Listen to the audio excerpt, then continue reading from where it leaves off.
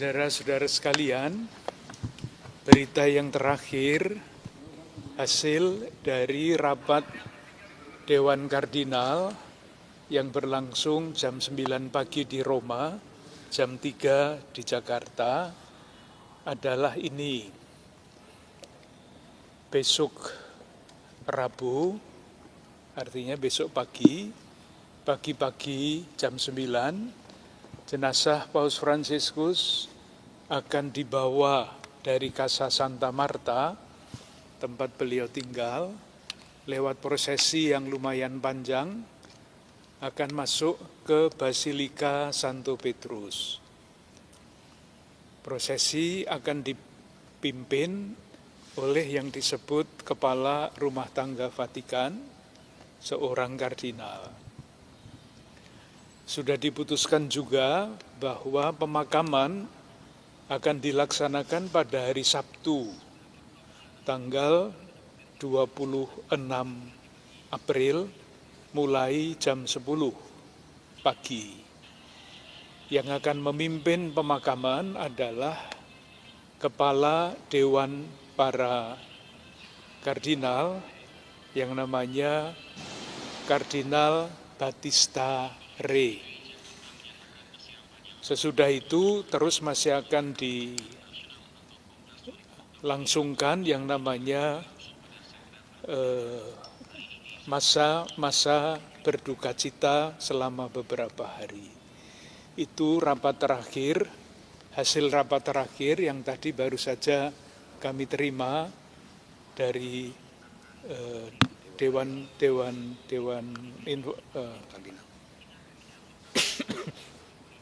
dari Dewan Pers Vatikan.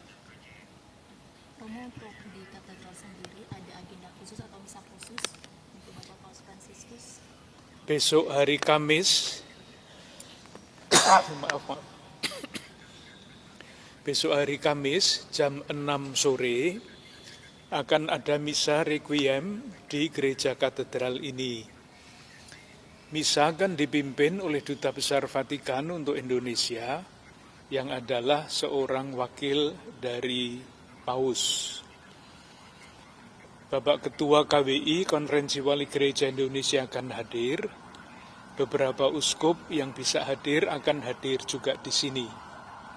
Saya ikut di dalam misa konselebrasi itu, dan Romo Sekretaris sudah mengirimkan surat ke paroki-paroki di seluruh Keuskupan Agung Jakarta untuk merayakan Ekaristi untuk arwah Bapak Suci Paus Fransiskus. Jadi paroki-paroki di Keuskupan Agung Jakarta yang jumlahnya 69, diharapkan pada hari yang sama, Kamis sore, mengadakan upacara duka misa arwah di paroki masing-masing. Atau kalau belum sempat pada hari Kamis sore, nanti bisa memilih hari sendiri untuk mengadakan upacara itu. Itu hanya untuk wilayah Jakarta saja, Romo, atau untuk seluruh umat Katolik di Indonesia, paroki-paroki di Indonesia? Tadi Bapak Uskup Ketua Konferensi berdiskusi dengan saya, lalu isinya yang diumumkan tadi adalah silahkan masing-masing keuskupan yang tersebar di seluruh Indonesia ini mengatur agendanya sendiri, yang penting umat diajak untuk berdoa bagi Bapak Suci. Jadi tergantung dari keuskupan masing-masing. Untuk hari ini? Untuk hari ini misa biasa, tetapi tentu saja di dalam perayaan Ekaristi itu ada bagian yang isinya mendoakan arwah yang sudah meninggal.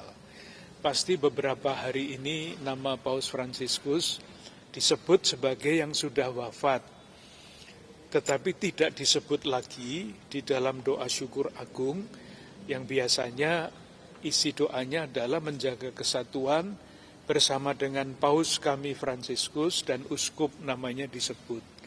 Tetapi karena sekarang Paus sudah wafat, nama Paus Fransiskus tidak disebut lagi di dalam doa itu, tapi disebut pada bagian yang sudah meninggal. Sejauh ini Romo ada yang terkonfirmasi akan datang langsung ke pemakaman Paus Paus Fransiskus di Vatikan? Yang sudah memberitahu saya adalah Bapak Ketua Konferensi Wali Gereja Indonesia. Tentu saja kalau mendapatkan tiket ya, karena ini mendesak sekali. Besok dimakamkan hari Sabtu, itu artinya harus berangkat hari Kamis. Kalau ada tempat di pesawat tentu saja. Karena kalau tidak ya nanti terlambat sampai ke sana. Tapi pasti Bapak Uskup Bandung, Uskup Antonius Benyamin Subianto akan berangkat. Romo mungkin boleh dikembali apa sih peninggalan Bapak Paus Fransiskus pada saat mungkin dia datang ke sini khususnya di gereja katedral? Peninggalannya adalah warisan rohani. Warisan yang sangat kaya, kita semua menyaksikan itu. Saya rasakan khususnya tentu bersama-sama dengan yang lain ya. Misalnya saya sebut ya, panitia penyambutan Paus bulan September yang lalu, itu anggota-anggotanya tidak mau bubar. Karena begitu terkesan dan begitu merasa terberkati dengan menjadi panitia itu, sehingga sampai sekarang grup WA-nya itu masih berlangsung. Mereka menyebut diri bukan panitia lagi karena sudah tidak ada panitia, tetapi namanya alumni panitia penyambutan Paus, misalnya itu. Jadi bisa dibayangkan seperti apa hati mereka yang tergerak. Romo Ulun mungkin bisa lebih bercerita karena beliau adalah salah satu pemegang peran besar di dalam kepanitiaan itu. Yang juga sangat mengharukan adalah kesaksian dari beberapa teman dengan latar belakang iman yang berbeda. Semuanya memberikan kesaksian yang sangat baik. Paus Fransiskus itu bukan sekedar pemimpin gereja Katolik, tetapi adalah pribadi yang mewariskan nilai-nilai kemanusiaan yang mulia. Hampir semua mengatakan itu. Isinya itu. Jadi tidak memandang agamanya itu apa, tapi beliau adalah tokoh kemanusiaan. Sampai akhir hayatnya kan, kalau kita ingat hari Minggu yang lalu, dalam keadaan kesehatan yang sudah begitu tidak bagus, masih datang ke lapangan Santo Petrus dan masih berbicara tentang perdamaian. Itulah yang ada di dalam hatinya, itulah yang beliau ajarkan dalam berbagai macam kesempatan, dan dengan teladan. Jadi misalnya, saya ambilkan contoh ya. Kenapa beliau waktu datang ke sini, itu mobilnya tidak ditutup jendelanya. Itu bukan karena alasan praktis saja. Ya karena beliau ingin menyapa, kalau boleh memegang anak-anak, tetapi di latar belakang itu ada pikiran begini, saya itu setiap hari bicara tentang damai. Nah kalau saya takut berhadapan dengan orang, kesaksian saya untuk membawa damai tidak ada gunanya. Jadi dia tidak takut akan apapun, karena memandang semua orang pasti bersaudara. Jadi ada keyakinan seperti itu, jadi bukan sekedar karena beliau orang baik, ingin menyapa, melihat, itu juga. Tetapi di belakang itu, saya yakin bahwa beliau mempunyai pikiran, saya setiap kali berbicara, selalu bicara tentang damai. Kalau saya takut diancam, lalu kesaksian itu semua tidak ada gunanya. Karena itu hanya omongan.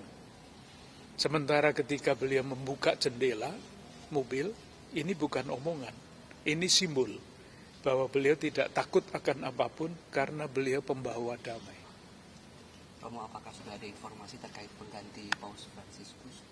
Pasti belum, karena belum ada konklav, jadi nanti pengganti Paus Fransiskus dipilih di dalam konklav, yang akan ditentukan kemudian waktunya. Tadi kan komunikasi terakhir baru bicara tentang pemakaman. Nanti sesudah pemakaman pasti akan diumumkan kapan konklav akan mulai, dan ketika konklav berlangsung, ya pada waktu itu pemilihan paus akan terjadi.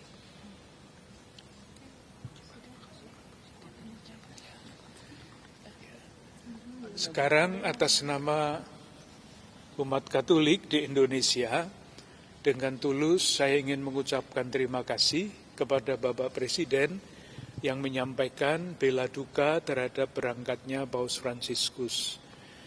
Para pemimpin bangsa kita yang dengan berbagai macam cara juga menyampaikan ikut berbela duka. Memberikan kekuatan bagi kami, semuanya merasa sedih, tetapi kehadiran para pemimpin bangsa, para pejabat, sungguh-sungguh meneguhkan keyakinan kami bahwa kita semua diwarisi dengan nilai-nilai kemanusiaan yang pantas kita lanjutkan. Dan mungkin saya berani mengatakan tanggung jawab kita semua warga negara Indonesia adalah mewujudkan harapan-harapan dan cita-cita Paus Fransiskus yang belum kesampaian. Terima kasih. Terima kasih.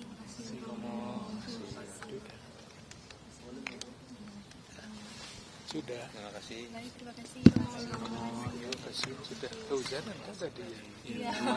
Hujan deras di luar. Baik, terima kasih banyak. Selamat sore. Sudah tanya ke Nunsiatura, Kedutaan Besar Vatikan untuk itu. Ada tim lain di sana. Ada tim yang di sana. Oh gitu. Oh ini banyak sih. Masih banyak warga juga.